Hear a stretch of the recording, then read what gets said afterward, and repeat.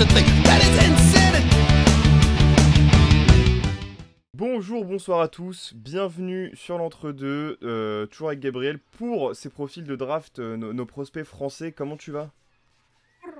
Ça va très très bien. L'empereur le drafter, le retour. Le retour de l'empereur le drafter.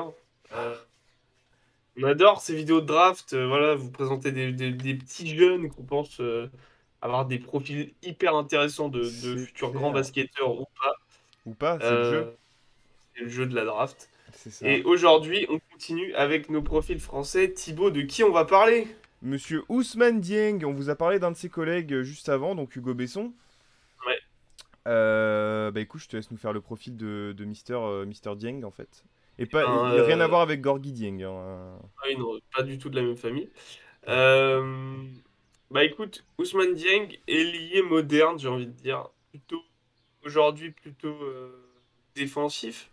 Ouais. Enfin, plutôt qualité défensive, même si il y a pas mal de potentiel d'un autre côté du terrain, on va en reparler après. Donc voilà, ailier moderne, plutôt très grand, avec un physique très intéressant pour la NBA et plutôt défensif. Ouais. 2,05 m à l'heure où on parle, parce que Non, monsieur peut encore grandir vu que Bah, c'est en il est- 2003. voilà, génération 2003, Il a 98 18 ans. kilos, il y a 18 ans, donc 2,5 m, 98 kilos, à 18 ans. Et qui jouait, donc tu l'as dit, collègue d'Hugo Besson, puisque Ousmane Dieng jouait lui aussi la saison dernière au New Zealand, enfin la saison qui vient de se finir, au New Zealand Breakers en NBL, donc la fameuse ligue YouTube chère au cœur de Thibaut. Non La mais famosa. sérieusement, voilà, la ligue qui est un peu la ligue océanique, on va dire, qui Ouais. regroupe voilà, des clubs australiens, Beaucoup de clubs australiens. néo-zélandais, etc. Voilà. Bah écoutez, statistiquement, Monsieur Ousmane Dieng vaut 9 points, 3 rebonds, une passe décisive à 40% au tir, 27% à 3 points, à 66% au lancer franc, 7 d'évaluation en 20 minutes de jeu. Bah écoute, je pense qu'on va pouvoir passer au plus. Parce que les stats seront justifiées par justement les plus et les moins.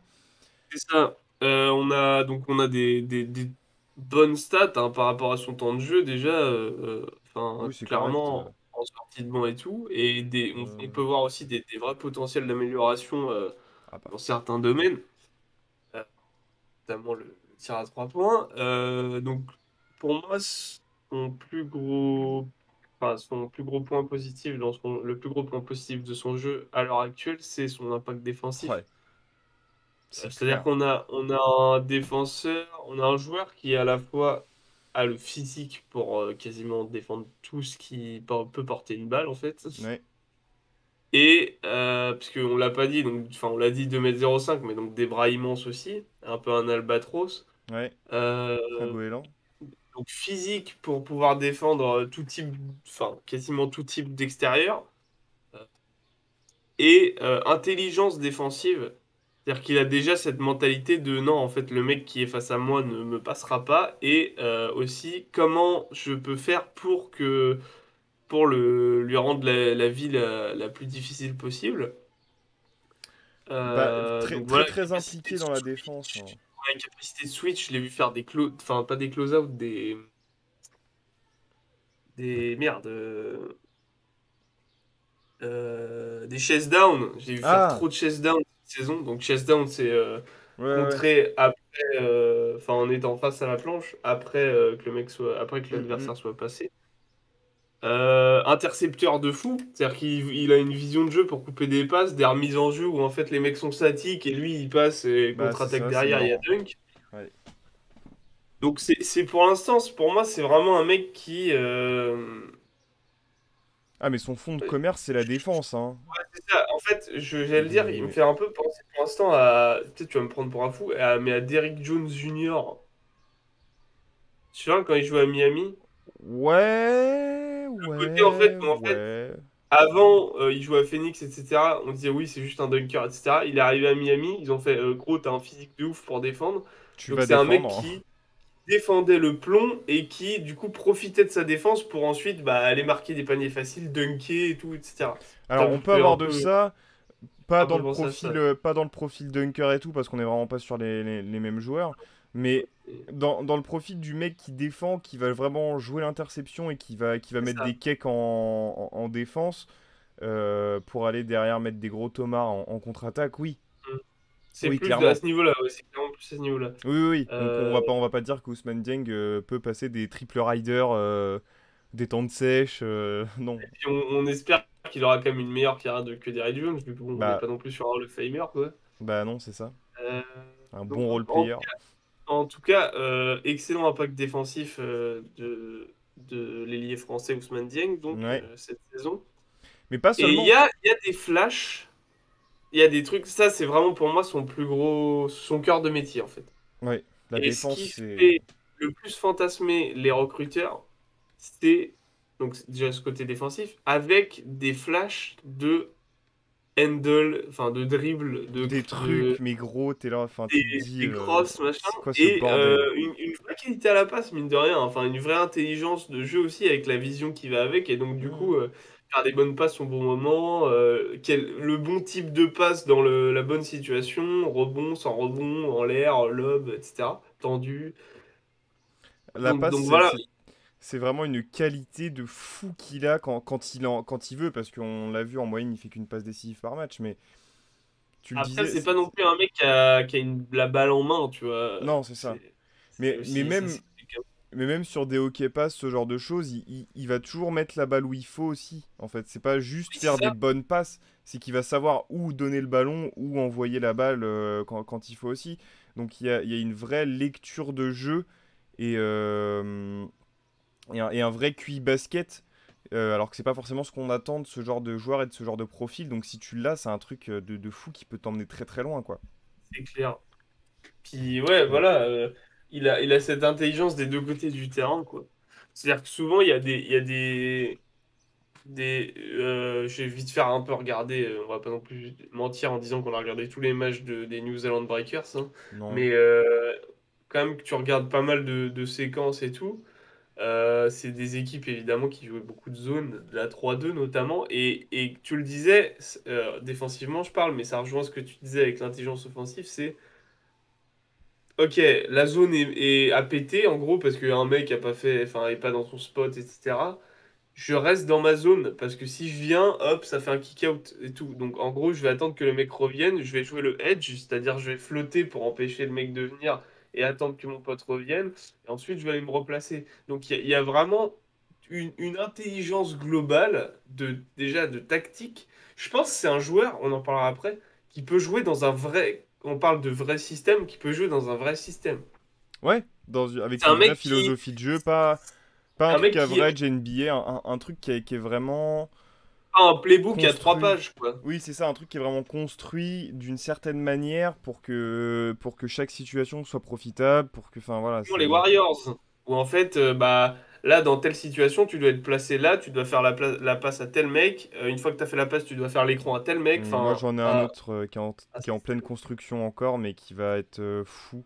On en reparlera. On va en En reparler. tout cas, voilà, je pense qu'on a fait le tour Des, en ce des- qui concerne les points positifs. Ouais, alors, dans les points négatifs, ça peut être lié à son physique, mais c'est sa puissance, en fait, au global. Il manque de force. Il est frêle. Il est frêle. Alors ça va Il est. s'améliorer. Ça Il va a 18 ans, s'améliorer. ou 19, enfin, c'est Aucun un souci 2003. avec ça. Ouais, Il va aller en NBA, il va pousser de la fonte, il y aura zéro problème, ça va devenir Rudy Gobert, il y aura c'est ça. aucun souci. Mais ouais, donc ça peut lui porter préjudice pour finir. Pour aller au cercle, pour finir, ça peut Mm. être un peu plus compliqué. Bien qu'il y arrive quand même. Et au poste, Et au poste, il peut se faire enfoncer. il se fait Se faire graille enfoncer. sec. Ah oui, mais Sec. ça arrive à plein de joueurs. Après, Ça arrive à l'avantage, plein de joueurs. c'est qu'il peut compenser avec le fait de tenir les mecs en face à face où en fait les mecs vont pas passer, C'est quoi. ça. Donc, et puis c'est un truc qui va s'améliorer. Là, je pense que c'est juste une question d'âge et de physique qui est encore en Oui, construction, hein. Il n'y a clairement, pas de, enfin, clairement. il y a zéro problème là-dessus, hein.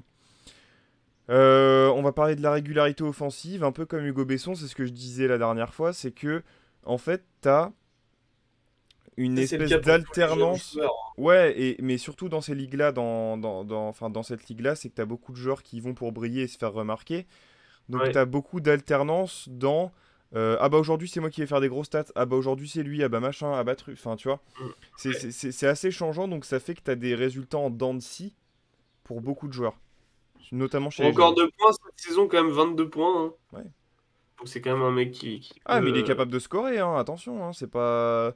C'est 3 c'est pas points à juste un défenseur, rentrer. hein. C'est vraiment un mec qui peut. Voilà, on le Mm, disait mm, sur. mm, mm.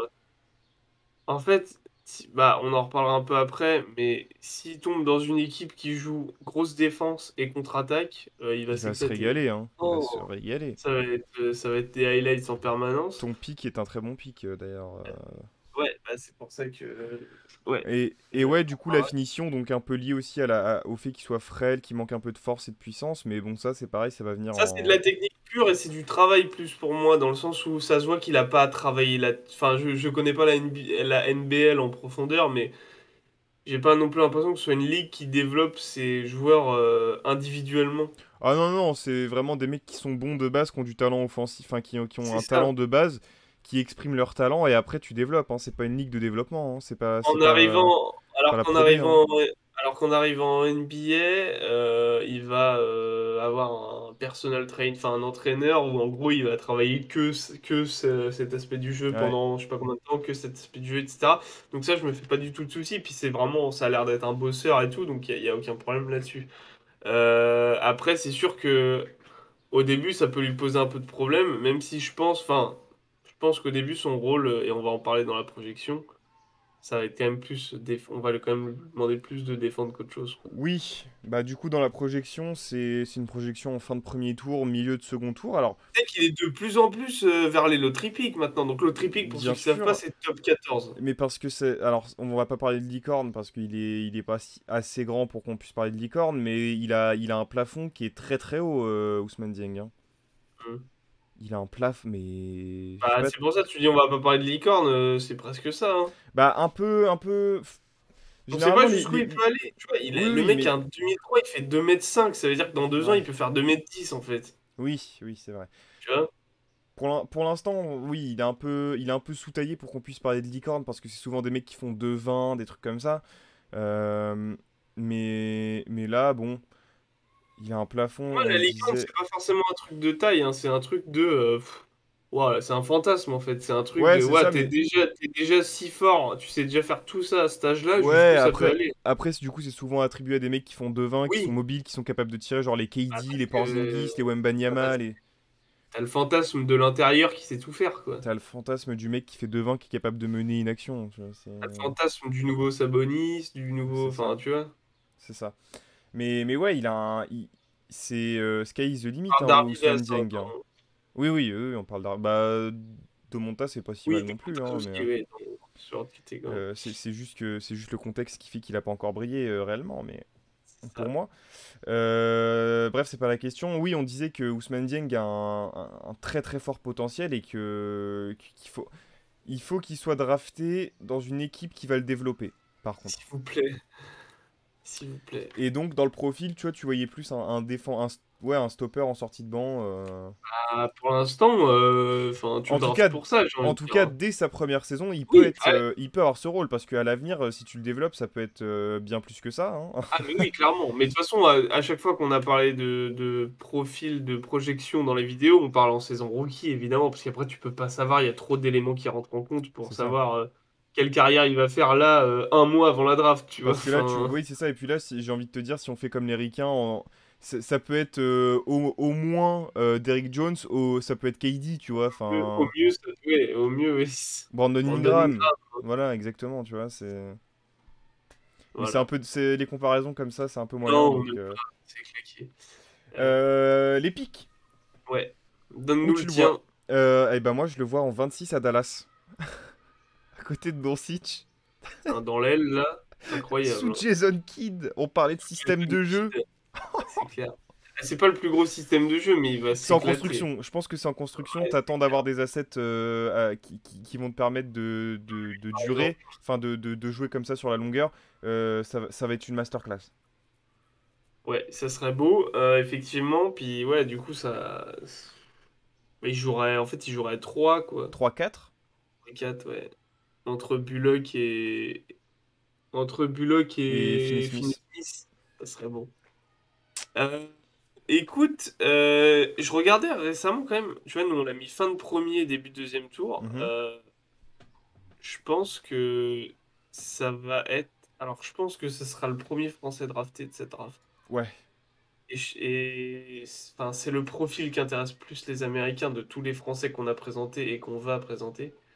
San Antonio aussi, ça aurait pu. Parce Mais... que tu le disais, sky is the limit, quoi, avec Ousmane Dieng, clairement. Euh, Parce que, ouais, du coup, Tankaton, il est 14 aux Cavs Ah ouais, et, et envergure, il est 19. 19, du coup, aux ce Wolves. serait les Bulls.